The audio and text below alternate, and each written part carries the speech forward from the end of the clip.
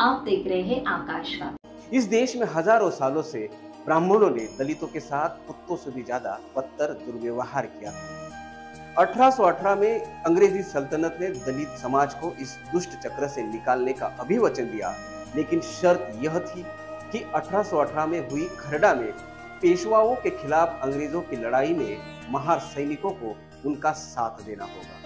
दलित समाज की भी यह लड़ाई उनके अस्मिता और गुलामी से मुक्तता की लड़ाई थी। इसी तर्ज पर 500 महार सैनिकों ने 28,000 पेशवाओं को भीमा के तट पर ही मौत के घाट उतार दिया। 110 साल के बाद इस शौर्य इतिहास को डॉक्टर बाबा साहब अम्बेडकर ने फिर से दोहराया। इस स्थल को भेंट देने के बाद इस स्थल को शक्ति स्थल घोषित कर दिया। आज भी बहुजन समाज 1 जनवरी को देश के चप्पे चप्पे से आकर यहाँ पर हमारे महार सैनिकों को अभिवादन करने आते हैं। इस इतिहास का दूसरा पन्ना भी है।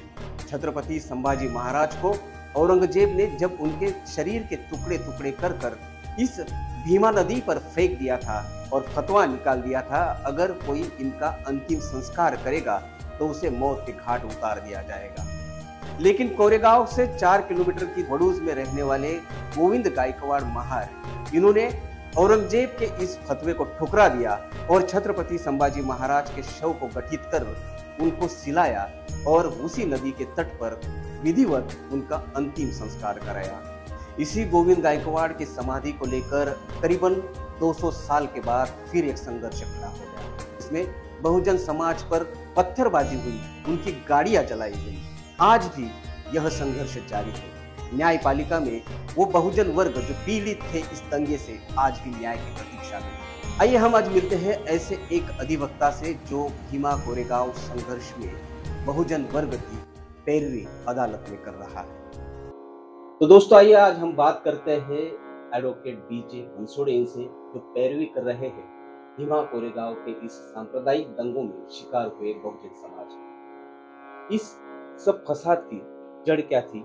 आज आपका जो ये न्यायालयीन संग्राम है, कौन से मोड़ पर आकर थमा हुआ है? इसकी जड़ें तो बहुत मजबूत है। हजारों साल इसकी जड़ें ये भूमि में पक्की हुई है, उनकी नींव बहुत पक्की है। वो सिलसिला हमेशा चलता आ रहा है।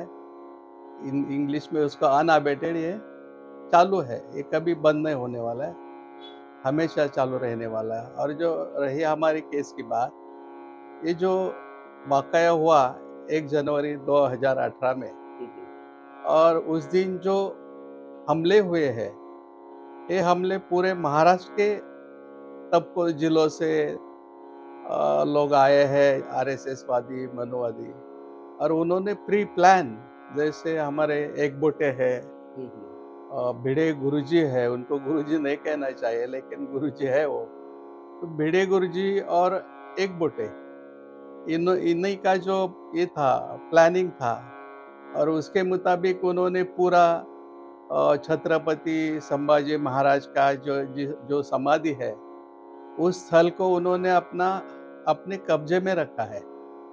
और वो कब्जे में रखा है इसलिए गवर्नमेंट भी उनको कुछ नहीं बोलती, पुलिस भी नहीं कुछ बोलती, और वहाँ उनको सेंटर बना के पूरा जो हमारा शिरूर है, पुरंदर है, पुणे सिटी है, ग्रामीण पुणे है, ये सब जो तबके हैं वहाँ के जो युवक है, उनको भड़काने की, उनके दिमाग में जो कचरा है मनोवादी इसका विचार का, वो भरते हैं, हमेशा भरते हैं, उनको उकसाते हैं, उनके ट्रेनिंग कैंप लेते हैं, उनको क्या भार करी, धार करी, ऐसे कुछ नामांकन करके उनको बच्चों को बिगड़ाया जा रहा है। तो ये अदालत में ये मामला आज कौन से मोड़ पर आकर रुका हुआ? जो 1 जनवरी 2018 में जो हादसा हुआ, तब यही फडणवीस सीएम था, तो उन्होंने ये जो इंक्वायरी का ये किया, घोषणा की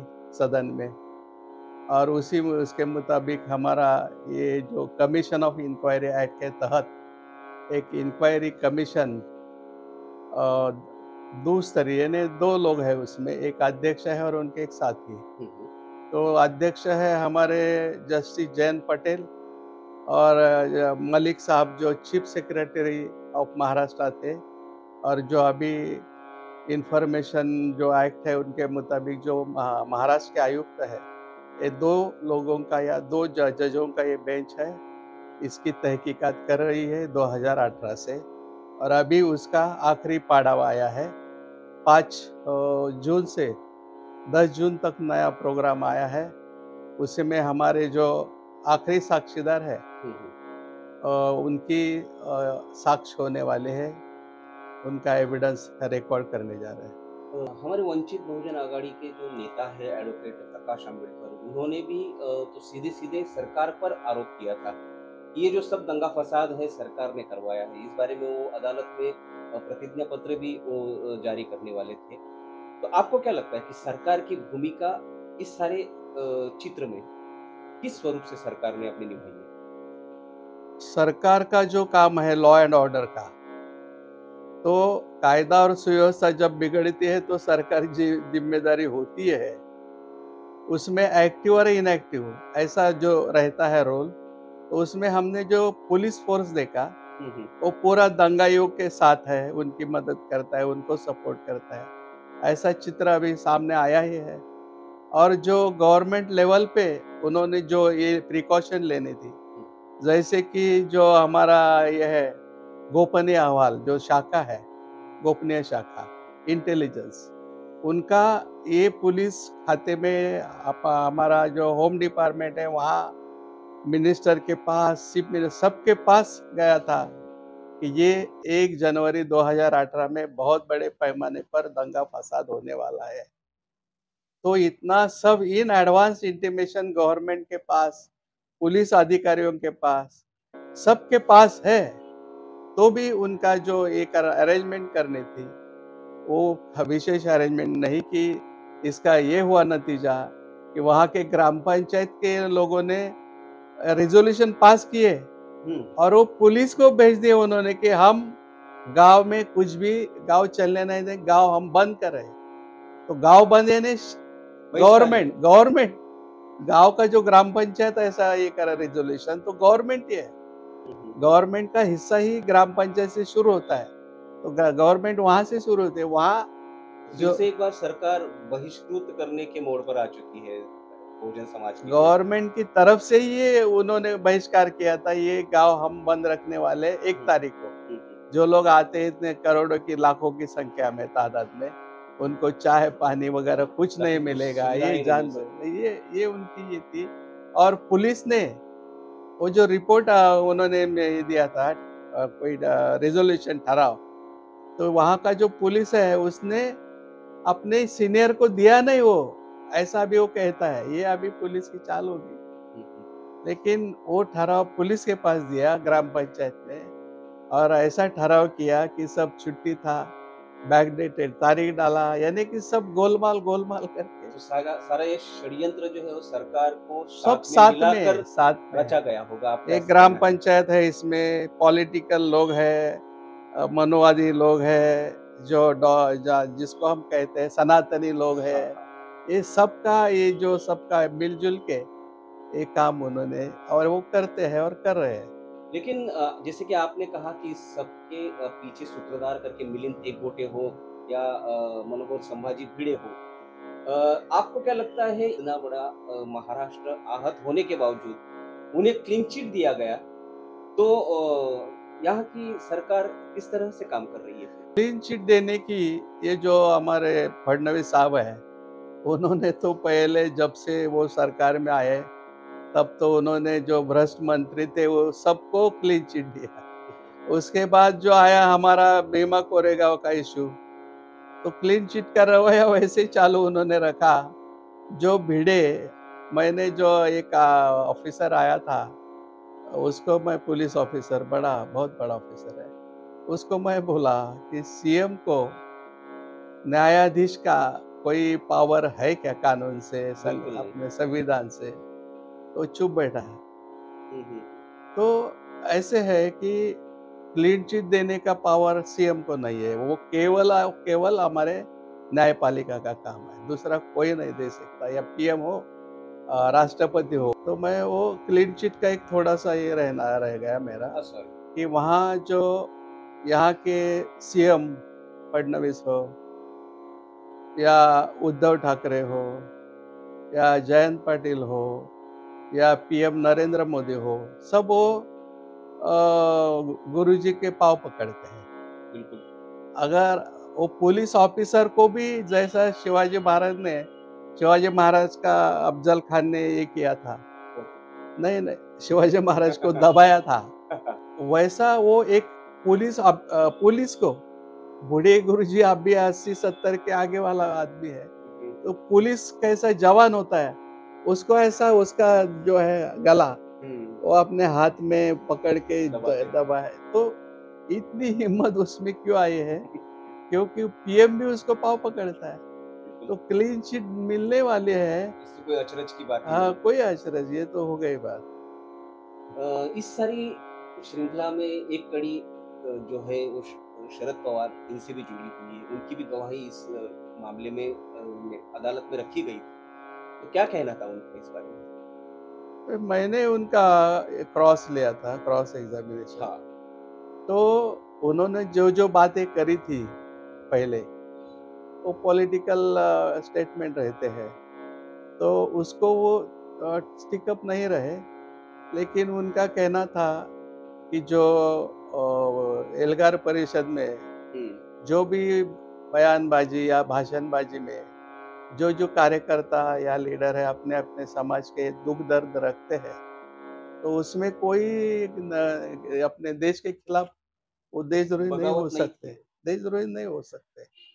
और उनका ये भी कहना था कि पुलिस फेल हुई है, एडमिनिस्ट्रेशन फेल हुआ है, ये सब उन्होंने किया नहीं है, वो उनका कहना है। हमारे पास उनका ये है, कोर्ट के आगे का जो बयान सामने दिया है, उन्होंने बोल दिया सब कुछ। तो आप 2018 से इस मामले की पैरवी कर रहे हैं, तो आपने कौन-कौन से मुद्दे जो है अदालत में बहुजन समाज के हित के लिए या उनकी जो बाजू है वो सक्षम करने के लिए रखा? हमने सबसे अच्छे काम जो किए, यहाँ 2 ग्रुप है जो दंगा फसाद होता है, तो यहाँ इसको हम दंगल नहीं कहते, राइट नहीं कहते। राइट में दोनों जो ग्रुप है, तो एक दूसरे ऊपर चढ़ाई करते हैं, लड़ाई करते हैं। यहाँ तो एक ग्रुप चढ़ाई करता था और दूसरा जान बचाता था। वो कोई उसका कोई ये उसको दंगल या रायट कुछ नहीं कह सकते। तो एक हमला है, ये हमला।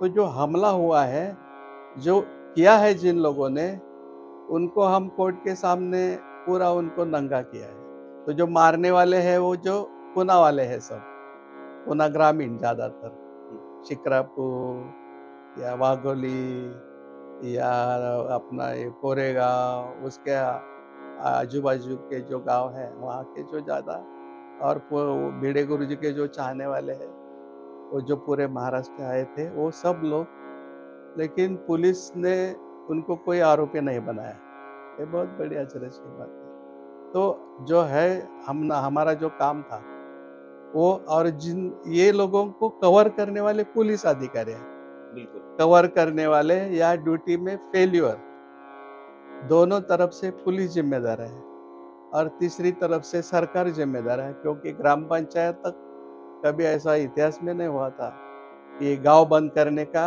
हम देखते कोई पार्टी आयोजन करती है, आंदोलन करते हैं, कोई ग्रुप आंदोलन करता है, लेकिन यहाँ तो ग्राम पंचायत ही बोल रही कि हम बंद कर रहे हैं, तो गवर्नमेंट ही बंद कर रही थी। तो गवर्नमेंट का इसमें अच्छा रोल है, बहुत अच्छा रोल है। तो वो सब हमने हमारे आयोग के सामने लाया है। तो इस पर निवृत्त जो न्यायाधीश है जयंत पटेल, उनकी नेतृत्व में जो तहकीकात की गई, उसका अहवाल क्या कहता है? तो उनका अहवाल तो अभी आना आना बाकी है। अभी तो तहकीकात ही चल रही है और ये 1-2 महीने के अंदर हमारी सब सुनवाई खत्म हो जाने वाली है। उसके बाद हमारे सभी पार्टी के आर्गुमेंट और बाद में रिपोर्ट आएगी। तो अब तक के इस फैसले में न्यायालय ने कौन-कौन से निरीक्षण जो है वो स्पष्ट किए हैं? न्यायालय ने जो टर्म्स ऑफ रेफरेंस जिसे हम कहते हैं कि दंगल भड़काई, किसने भड़काई, क्यों भड़काई, इसकी जिम्मेदार कौन है, ये उनके ये रहते हैं, मुद्दे रहते हैं, जिसको हम टर्म्स ऑफ रेफरेंस कहते हैं। तो उसके ऊपर ही तहकीकात चली है और इसके लिए क्या आयोग अपना उपाय सुझाती है वगैरह, ये सब उनका रिपोर्ट का जो हिस्सा होता है। तो यहाँ जो हमने बातें रखी है और उन्होंने क्रॉस उन्होंने भी लिया है, बड़े बड़े वकील उन्होंने लगाए हैं महाराष्ट्र में। तो हमारे जो भी बच्चे हैं, हमारे किरण चन्ने हैं, हमारे ये हैं मकरे हैं, राहुल मकरे और मैं, हम तीनों अपने ईमानदारी से पूरी जोर से वो कितने बड़े बड़े वकील लाए, कितना ही बड़ा प्रेशर लाए, तो वे हम उनसे हम डरते नहीं ना उनसे घबरा। उसका तकलीफ भी हमारे जो युवा वकील है उनको हो रही है, उनके चुपके से कोई इंक्वायरी कर रहा है, पुलिस उनको एक वकील को वो तड़ी पार कर रही थी, यानी कि उनके जो रवैया है वो चालू है। करीबन 500-600 एफिडेविट ऑल इंडिया से आए थे। अच्छा। तो उनका खर्चा ही 5-25 हजार के ऊपर जाता था। तो बोले गवर्नमेंट पैसा नहीं दे सकती है, तुम अपने जेब से करो। तो हमने अपने जेब से करवाए सब खर्चे।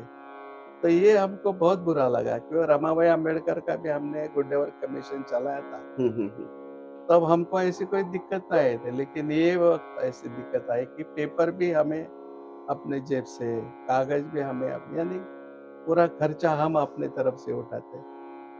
तो ये बहुत बुरा लगा कि गवर्नमेंट को सहयोग करना नहीं है, जो खिलाफ वकील काम कर रहे हैं उनको सहयोग नहीं करना है, उनको रोकना है। वैसे ही अभी मकरे साहब और किरण चन्नी जी का उन्होंने आयोग के सामने कंप्लेंट भी दिया है और आयोग को अच्छा नहीं लगा कि काम करने वाले वकीलों पर भी आप रेकी करते हैं, उन पे कोई ध्यान रखते हैं, दबाव डालने की दबाव कोशिश डालते हैं, तो ये अच्छी बात नहीं है।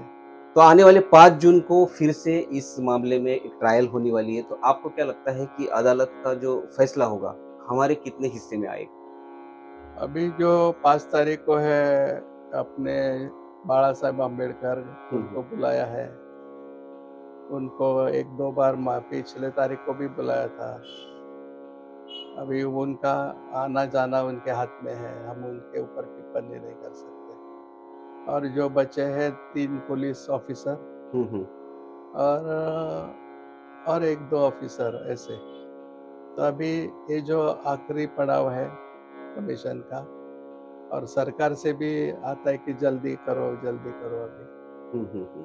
तो ऐसे इसका जो निरीक्षण आता है, रिपोर्ट आता है, तो रिपोर्ट जो हमने ये किया है, रेफरेंस ऑफ टर्म्स है, हमारे जो जिस मुद्दे पे हम ये काम कर रहे हैं उसका पूरा निचोड़ वो रिपोर्ट में आएगा। बंसुड़ी जी, आप इतने सालों से बहुजन समाज के लिए लड़ते आए हैं, भले वो रमाबाई हत्याकांड हो या डेक्कन क्वीन का मामला हो या और कई मसले हो जिसमें आपने बहुत संविधान के माध्यम से अदालत में अपनी इस समाज की बाजू रखने की कोशिश की है।